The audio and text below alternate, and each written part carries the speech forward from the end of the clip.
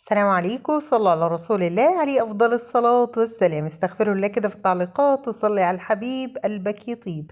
هنعمل بشاميل كريمي بدقيق وحليب اقتصادي سهل وسريع. لايك وشير، يلا نبدأ الفيديو.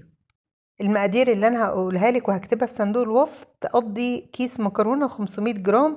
لو هتستخدمي لي المكرونه بشاميل اضفت 5 ملاعق زيت و5 ملاعق زبده. ينفع تستخدمي كل الكميه زيت فقط او زبده او سمنه المتوفر عندك او تعملي ميكس.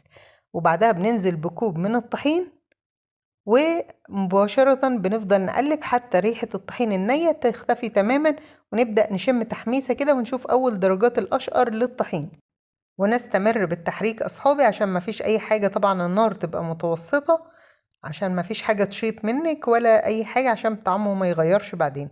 مباشرة بنزل بمعلقة من مرقة الدجاج الفورية الباودر، ملح وفلفل وسنة جوز الطيب، ودي اختياري للي يحب يضيفها، بس بتدي ريحة حلوة جدا للبشاميل. كده خلاص البشاميل صار معايا جاهز. بكون مجهزة كيلو ونص أو لتر ونص من الحليب، ونقدر نستبدل نص الكمية حليب ونص الكمية شوربة لحمة أو دجاج.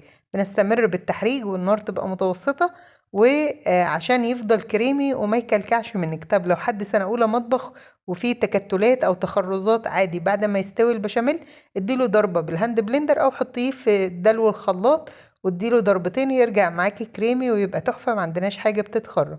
هنستمر بالتحريك زي ما انتوا شايفين حتى يبدأ يغلي من الأطراف والقوام يصير سميك، وهنعرف ازاي ان هو البشاميل بتاعنا جاهز جاهز للاستخدام واخد السوى المظبوط. هنجيب مغرفة زي ما انتوا شايفين ونعمل الخط كده ثابت ملحمش، يعني القوام معانا ما شاء الله تبارك الرحمن ممتاز. زي ما انتوا شايفين انا اضفت عليه بس رشة جبنة موتزاريلا عشان هضيفه للمكرونة بشاميل.